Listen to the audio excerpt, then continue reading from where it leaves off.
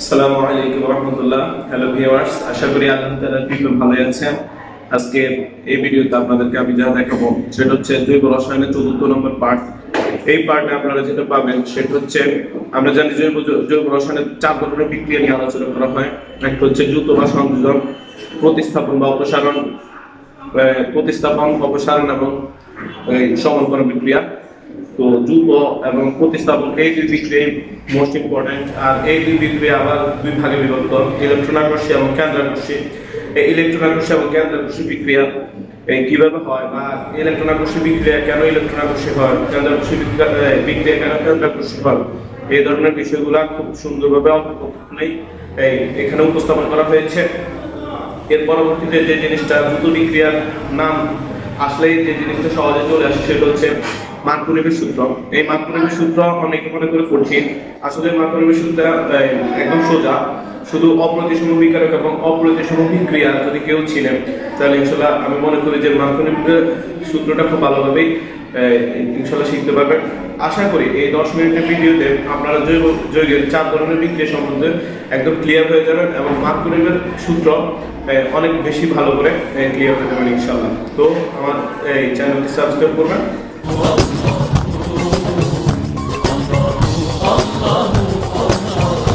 Sing with me.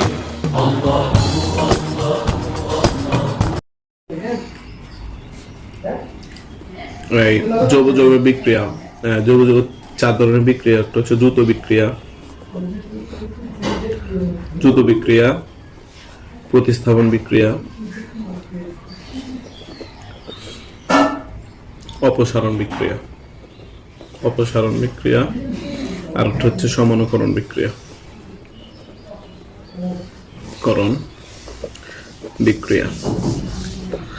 তো এই প্রত্যেকটা বিক্রিয়া আবার দুভাগে বিভক্ত। একটা হচ্ছে এই দ্রুত বিক্রিয়া 2 প্রকার। একটা হচ্ছে ইলেকট্রন আকর্ষী দ্রুত বিক্রিয়া,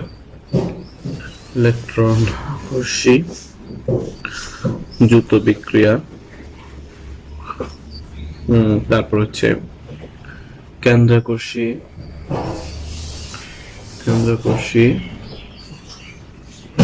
দ্রুত বিক্রিয়া।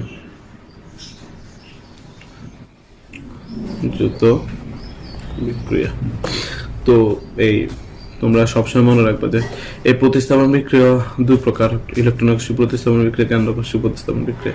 অপসারণ বিক্রিয়া, সমানুকরণ বিক্রিয়া সেম। তো এখন তোমাদের কোশ্চেন হচ্ছে যে ইলেকট্রন আকর্ষী দ্রুত বিক্রিয়া কাকে বলে। তো এখানে মূল কথা হচ্ছে যে, যেমন এখানে একটু উদাহরণ দিই তোমাদেরকে। এটা হচ্ছে একটা ইথিন, এটা হচ্ছে একটা বিক্রিয়ক। এটা হচ্ছে ইথিন, হচ্ছে একটা বিক্রিয়ক, আর এটা হচ্ছে একটা বিকারক। হাইড্রোজেন ব্রোমাইড হচ্ছে একটা বিকারক, ইথিন হচ্ছে একটা বিক্রিয়ক। তো যে বিক্রিয়া ইলেকট্রন আকর্ষী বিকারকের প্রভাবে ঘটে তাকে বলা হয় ইলেকট্রন আকর্ষী দ্রুত বিক্রিয়া। অর্থাৎ যে বিক্রিয়াতে ইলেকট্রন আকর্ষী বিকারক থাকে, যেমন এই যে ইথিন একটা বিক্রিয়ক, আর হাইড্রোজেন ব্রোমাইড হচ্ছে একটা বিক্রিয়ক। এটা হচ্ছে একটা বিক্রিয়ক, এটা হচ্ছে একটা বিকারক। তো যে বিক্রিয়া একটি ইলেকট্রন আকর্ষী বিকারকের সাহায্যে যে বিক্রিয়া করে তাকে ইলেকট্রন আকর্ষী দ্রুত বিক্রিয়া বলে। হাইড্রোজেন ব্রোমাইড এই বিক্রিয়কের হাইড্রোজেন ব্রোমাইডের 2টা অংশ। এই হাইড্রোজেনটা হচ্ছে পজিটিভ অংশ, এটা হচ্ছে নেগেটিভ অংশ। এই যখন ইলেকট্রন আকর্ষী বিক্রিয়ায় আমরা দেখেছি যে এই কার্বন দ্বিবন্ধনের 2টা ইলেকট্রন যে কোনো একটা কার্বনে চলে যায়, তখন এই বিকারকের ধনাত্মক অংশ যে কার্বনে এই অধিক সংখ্যক এই ইলেকট্রন চলে গেছে ওদিকে যাবে। অর্থাৎ এই CH2 মধ্যবর্তী যে কার্বন ইলেকট্রন আছে, এই ইলেকট্রনগুলা এই কার্বনে চলে যায়। তখন এই হাইড্রোজেন, অর্থাৎ এই যে বিক্রিয়কের 2টা, এই হাইড্রোজেনটা চলে যাবে এখানে, অর্থাৎ এরকম হবে। এই যে হাইড্রোজেনটা চলে যাবে CH2 এর সাথে, আর যে বিকারকের ঋণাত্মক অংশ এটা চলে যাবে এখানে। অর্থাৎ এখানে ইলেকট্রন আকর্ষী বিকারকের প্রভাবে এই দ্রুত বিক্রিয়াটা ঘটেছে, এই জন্য এটাকে বলা হয় ইলেকট্রন আকর্ষী দ্রুত বিক্রিয়া। তো আর একটা কেন্দ্র আকর্ষী দ্রুত বিক্রিয়ার ক্ষেত্রে আমরা যেটা পাই, যেমন এটা এখানে একটা বিক্রিয়ক আছে, ধরো এটা হচ্ছে একটা বিকারক, যেমন হাইড্রোজেন সায়ানের। তো হাইড্রোজেন সায়ানের বিকারক দুই অংশ, একটা হচ্ছে পজিটিভ অংশ, একটা হচ্ছে নেগেটিভ অংশ। তো এখানে এই যে এই কার্বন, এটা হচ্ছে একটা বিক্রিয়ক। এই কার্বন বিকারকের এই ঋণাত্মক অংশকে আকর্ষণ করবে, এটা এখানে আকর্ষণ করবে, তখন এটার উৎপাদ হবে CH3 CH ডাবল বন্ড। এখানে হচ্ছে সায়ানাইড আয়ন মাইনাস, আর এখানে হচ্ছে এই অক্সিজেন হাইড্রোক্সিল। তো এখানে যেটা হচ্ছে সেটা হচ্ছে যে দ্রুত বিক্রিয়কের সাথে কেন্দ্রাকর্ষী বিকারক, অর্থাৎ এই বিকারকটা হচ্ছে কেন্দ্রাকর্ষী, অর্থাৎ কার্বনের কেন্দ্রকে আকর্ষণ করে, এই জন্য এটা হচ্ছে এই কেন্দ্রাকর্ষী দ্রুত বিক্রিয়া। মনে রাখবা এই কার্বনিল যৌগ অর্থাৎ অ্যালডিহাইড কিটনগুলা এই ইলেকট্রন আকর্ষী কেন্দ্রাকর্ষী দ্রুত বিক্রিয়া দেয়, আর হাইড্রোজেন এবং ব্রোমিন এরকমগুলা ইলেকট্রন আকর্ষী দ্রুত বিক্রিয়া করে। তো আমরা মেইন টপিকসে গেলাম যে বিক্রিয়া ইলেকট্রন আকর্ষী বিকারকের প্রভাবে যে বিক্রিয়া ঘটে তাকে বলে ইলেকট্রন আকর্ষী দ্রুত বিক্রিয়া। যে বিক্রিয়া কেন্দ্রাকর্ষী বিকারকের প্রভাবে ঘটে তাকে বলা হয় কেন্দ্রাকর্ষী দ্রুত বিক্রিয়া। তো প্রতিস্থাপন বিক্রিয়া, আমরা প্রতিস্থাপন বিক্রিয়া জানি যে এখন আমরা প্রতিস্থাপন বিক্রিয়া ইলেকট্রন আকর্ষী প্রতিস্থাপন বিক্রিয়াটা পড়াচ্ছি তোমাদেরকে। প্রতিস্থাপন বিক্রিয়া উদাহরণটা দেখো, যে এখানে আছে ধর বেনজিন। আমরা জানি বেনজিনের প্রত্যেক কোণায় একটা কার্বন এবং একটা হাইড্রোজেন থাকে। এটা হচ্ছে ক্লোরিন, শুষ্ক অ্যালুমিনিয়াম ক্লোরাইড উপস্থিতিতে হচ্ছে বর্ণাদ্র। এই দেখো ক্লোরিন এখানে দুইটা আছে। তো একটা ক্লোরিন এখানে যে কার্বন হাইড্রোজেন আছে ওই হাইড্রোজেনকে অপসারণ করবে বা প্রতিস্থাপন করবে, এখানে যে করে সে এখানে চলে আসবে। আর যে এখান থেকে যে কার্বন হাইড্রোজেন আছে, এখান থেকে যে হাইড্রোজেনটাকে সে সরিয়ে সে যেখানে দখল করছে এই হাইড্রোজেন, এবং এখানে যে আরেকটা ক্লোরিন আছে, এই ক্লোরিন মিলে এখানে হাইড্রোক্লোরিক হবে। তো এখানে দেখা যাচ্ছে যে এখানে ইলেকট্রন আকর্ষী প্রতিস্থাপন বিক্রিয়া করছে, কেননা এই যে বিক্রিয়ক, এই বিকারকগুলা এগুলো মূলত ইলেকট্রোফাইল বা ইলেকট্রন আকর্ষী এই বিকারক। এখন যদি তোমাদেরকে আমি কেন্দ্রাকর্ষী প্রতিস্থাপন বিক্রিয়া দেখাতে চাই, তাহলে এখানে একটা যেমন মিথাইল ক্লোরাইড, এটা হচ্ছে একটা বিক্রিয়ক, এটা হচ্ছে বিকারক, যেমন পটাশিয়াম হাইড্রোক্সাইড একটা বিকারক। তো এখানে হিসাব করলে দেখা যাচ্ছে যে এই পটাশিয়াম হাইড্রোক্সাইড এটা হচ্ছে ঋণাত্মক আয়ন।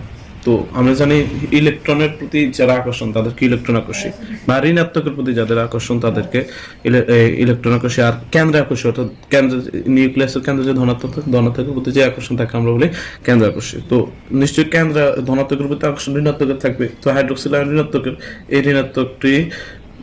ঋণাত্মক আয়নটি চলে যাচ্ছে এখানে, আর এই ঋণাত্মক আয়ন এই পটাশিয়াম হাইড্রোজেনের সাথে চলে যাচ্ছে, অর্থাৎ এরকম। আর হচ্ছে পটাশিয়াম ক্লোরাইড। সুতরাং আমরা দেখতে পাচ্ছি যে এটা কেন্দ্র আকর্ষণ, অর্থাৎ বিকারকের ঋণাত্মক অংশকে এই বিক্রিয়কের এই ধনাত্মক অংশ আকর্ষণ করেছে। এই মিথাইল মূলক হচ্ছে ধনাত্মক, ক্লোরিন হচ্ছে ঋণাত্মক, অর্থাৎ বিকারকের ঋণাত্মক অংশকে বিক্রিয়কের ধনাত্মক অংশ আকর্ষণ করেছে। আর এখানে দেখো এই প্রতিস্থাপন বিক্রিয়া দেখো যে ক্লোরিন হচ্ছে ঋণাত্মক, এই হাইড্রোজেনকে ধনাত্মক হাইড্রোজেনকে এটি সরিয়ে দিয়েছে। তাহলে ইনশাআল্লাহ প্রতিস্থাপন বিক্রিয়া তোমরা কিছুটা বুঝে এসেছো। এখন হচ্ছে মার্কোনিভের নিয়ম। তো মার্কোনিভের নিয়ম এটা যদি তুমি যে কেউ যদি কঠিন করতে চায় এটা কঠিন হয়, আর সহজ করতে চাইলে সহজ। আমি প্রথমে তোমাদেরকে একটা উদাহরণ দিয়ে এটা বুঝাচ্ছি। যেমন এখানে আছে ধরো একটা CH3 CH CH2 plus hydrogen bromide. মনে রাখবা অপ্রতিসম বিকারক এবং অপ্রতিসম বিক্রিয়ক, এটা হচ্ছে অপ্রতিসম বিকারক আর এটা হচ্ছে অপ্রতিসম বিক্রিয়ক। এখন অপ্রতিসমটা বুঝতে হলে তোমাদেরকে দেখতে হবে যে এই যে বিক্রিয়কের দ্বিবন্ধনের উভয় পাশে যদি কার্বন সংখ্যা সমান না থাকে তাহলে এটা হচ্ছে অপ্রতিসম বিক্রিয়ক। আবার বলছি যে এই বিক্রিয়কের দ্বিবন্ধনের উভয় পাশে যদি কার্বন সংখ্যা সমান না থাকে তাহলে এটা হচ্ছে অপ্রতিসম বিক্রিয়ক। আর এটা হচ্ছে বিকারকে তুমি দেখো এখানে দুইটা আছে, একটা হচ্ছে হাইড্রোজেন আর একটা হচ্ছে ব্রোমিন। যদি এখানে একটা ক্লোরিন থাকতো তাহলে এটা কিন্তু প্রতিসম বিকারক। হ্যাঁ, তাহলে এটা হচ্ছে অপ্রতিসম বিক্রিয়কের সাথে অপ্রতিসম বিকারক অনুরোধ যৌথ বিক্রিয়া। আমরা জানি যৌথ বিক্রিয়া দ্বিবন্ধন থেকে একক বন্ধন তৈরি হয়। তাহলে তুমি এখানে দেখো, এখান থেকে দুইটা উৎপাদ হবে, অর্থাৎ মার্কনিম অনুযায়ী যেটা হবে সেটা হচ্ছে সবচেয়ে গ্রহণযোগ্য, আর মার্কনিম অনুযায়ী যেটা হবে না সেটা অগ্রহণযোগ্য। তো এই যে অপ্রতিসম বিকারক আর অপ্রতিসম বিক্রিয়ক, এই অপ্রতিসম বিকারক দুইটা অংশ, একটা হচ্ছে ধনাত্মক অংশ হাইড্রোজেন আর একটা হচ্ছে ঋণাত্মক অংশ হ্যালোজেন। আর এই যে এই অপ্রতিসম বিক্রিয়কের এই কার্বন কার্বন দুই বন্ধনের যে কার্বন আছে, এই দ্বিবন্ধনের সাথে যে দুইটা কার্বন আছে, 1 নম্বর কার্বন এবং 2 নম্বর কার্বন, এই দ্বিবন্ধন সংশ্লিষ্ট যে দুইটা কার্বন আছে, এই দুইটা কার্বনের এই যে কার্বনের হাইড্রোজেন কম আছে, তুমি দেখো এই 1 নম্বর কার্বন হাইড্রোজেন দুইটা আছে এবং 2 নম্বর কার্বন হাইড্রোজেন একটা আছে। তো অপ্রতিসম বিক্রিয়ক এবং অপ্রতিসম বিকারকের যৌথ বিক্রিয়ায় অপ্রতিসম বিক্রিয়কের অর্থাৎ বিকারকের ধনাত্মক অংশ, এই যে হাইড্রোজেন, বিকারকের ধনাত্মক অংশ বিক্রিয়কের যে কার্বনে বেশি সংখ্যক হাইড্রোজেন আছে, দেখো বিকারকের ধনাত্মক অংশ হাইড্রোজেন এবং বিক্রিয়কের যে কার্বনে বেশি সংখ্যক হাইড্রোজেন আছে ওই কার্বনে হাইড্রোজেন যাবে, বাকি হাইড্রোজেন আয়ন যে কার্বনে কম সংখ্যক হাইড্রোজেন আছে ওইখানে যাবে। এই দেখো CH3 CH বন্ড CH, ওই যে হাইড্রোজেন চলে যাবে এখানে 3 আর ব্রোমিন চলে যাবে এই কার্বন। এটা হচ্ছে মার্কনিমের নিয়ম। তো এখানে তুমি দেখতে পাচ্ছ যে বিকারকের ধনাত্মক অংশ হাইড্রোজেন বিক্রিয়কের যে কার্বনে হাইড্রোজেন বেশি আছে সেই কার্বনে যাচ্ছে, তার মানে মার্কনিমের নিয়মকে তেলে মাথা তেল দেওয়া বলা যায়। তো এটা হচ্ছে 90% সত্য। আর যদি এরকম হয় বিক্রিয়াটা CH2 এরকম যদি হয় তাহলে বিক্রিয়াটা আসলে ঠিক না। তো তাহলে আমরা বলতে পারি যে বিকারকের ধনাত্মক অংশ বিক্রিয়কের যে কার্বনের কম সংখ্যক বেশি সংখ্যক হাইড্রোজেন আছে ওইখানে যাবে, আর ঋণাত্মক অংশ যে কার্বনের কম সংখ্যক হাইড্রোজেন আছে ওইখানে যাবে। এটাই হচ্ছে মার্কনিমের সূত্র।